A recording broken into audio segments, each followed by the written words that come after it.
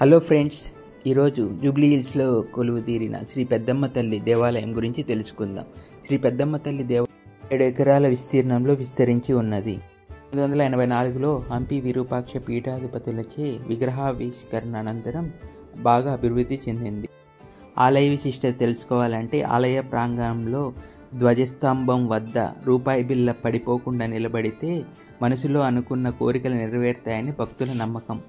ఇక పురాణానికి వస్తే మహిషాసురుడనే రాక్షసుడు ముల్లోకాన్ని పీడించేవాడు, యజ్ఞ యాగాదుల్ని నాశనం చేసేవాడు, ఋషిపత్నుల్ని చెరబట్టేవాడు, ఇంద్రాదుల్ని తరిమి కొట్టేవాడు.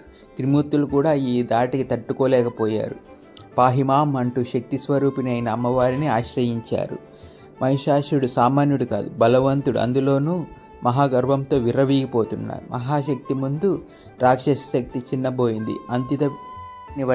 వధించిన తర్వాత అమ్మవారు ఇక్కడే కొలువయ్యారు. ఈ ఆలయంలో నాగదేవతలు ఉన్నారు. అమ్మవారు నవరత్న ఖచ్చిత ఆభరణాలతో ప్రకాశిస్తూ ఉంటుంది. అమ్మవారి విగ్రహం పాటు ఉత్సవమూర్తి కూడా ఇక్కడ ఉన్నారు.